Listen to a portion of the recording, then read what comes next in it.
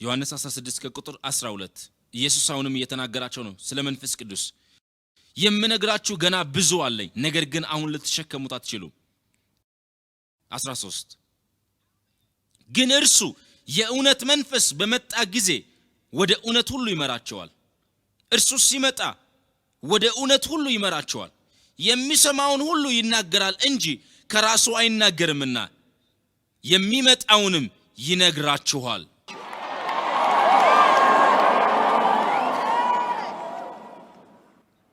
የሚመጣውን ያሳያቸዋል። የሚመጣውን ያሳያቸዋል። መንፈስ ቅዱስ ፈዋሽ እንደሆነ ታውቃላችሁ። ያንን ነው መጽሐፍ ቅዱስ ያለው። ያ መንፈስ አለ በውስጣችሁ ቢኖር ለሚሞት ሰውነታችሁ ሕይወት ይሰጣል። በእናንተ ውስጥ ቢኖር ግድ አይልም። ምንም በሽታ አለባችሁ ቢባል በእናንተ ውስጥ ቢኖር ከሆነ ግን ይለወጣል። ክብር ለእግዚአብሔር። ምናልባት ተማሪ ናችሁ። ይህ ነው የሚያስፈልጋችሁ። ይህ አስተማሪ ውስጣችሁ እሱን ነው መስማት ያለባችሁ። ምክንያቱም ሁሉን ነገር ያውቃል። ሁሉን ነገር ትላንትና ስለ ኢየሱስ አነበብን። እሱ የጥበብ ሁሉ የእውቀት ሁሉ ሙላት እንደሆነ ኢየሱስ ነው። ግን ያንን የኢየሱስን ጥበብ የሚያካፍለን ማን ነው? መንፈስ ቅዱስ። እናንብብ።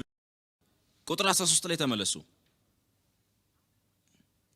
ግን እርሱ የእውነት መንፈስ በመጣ ጊዜ ወደ እውነት ሁሉ ይመራቸዋል። የሚሰማውን ሁሉ ይናገራል እንጂ ከራሱ አይናገርምና የሚመጣውንም ይነግራቸዋል።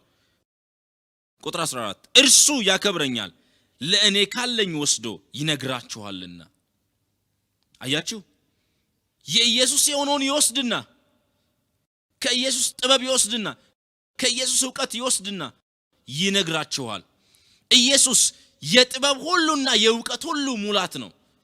መንፈስ ቅዱስ ደግሞ ኢየሱስ ካለው ሁሉ ይወስድና ለእናንተ ይሰጣችኋል። ክብር ለእግዚአብሔር። ለኔ ካለኝ ወስዶ ያሳያችኋል አለ። ለዚህ ነው መንፈስ ቅዱስን የማያውቁ ሰዎች ስለ ኢየሱስ ሊያወሩ ይችላሉ። ስለ ኢየሱስ ዕውቀት ሊኖራቸው ይችላል። ስለ መንፈስ ቅዱስም ሊሰብኩ ይችላሉ። ስለ መንፈስ ቅዱስ የሰበኩ በሕይወታቸው ዘመን ሁሉ መንፈስ ቅዱስን ያላወቁ ሰባኪዎችን ያውቃለሁ። እንደ ኢዮብ ናቸው። በጆሮ መስማት ሰምቼ ነበር አለ። እየሰማችሁ ነው? ስለ መንፈስ ቅዱስ ሰበኩ። ግን የታሉ የመንፈስ ቅዱስ መገለጫዎች? የሉም። የታል የመንፈስ ቅዱስ ድምጽ? የለም። የታል የመንፈስ ቅዱስ ጥበብ? የለም። ምክንያቱም አላወቁትም። ለኔ ካለኝ ወስዶ ይነግራችኋል።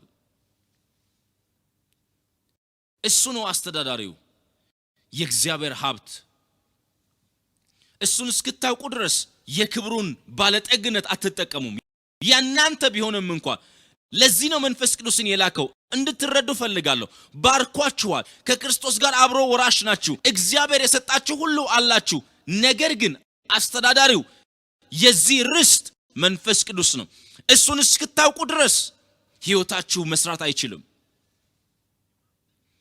ይህ ሀብት አላችሁ የማይነገር፣ ግን መጠቀም አትችሉትም። አስተዳዳሪውን ስላላወቃችሁ። ተመልከቱ፣ ያን ሰው አባቱ ሞተ፣ ኑዛዜንም ጽፎ በአስተዳዳሪው እጅ ተወ።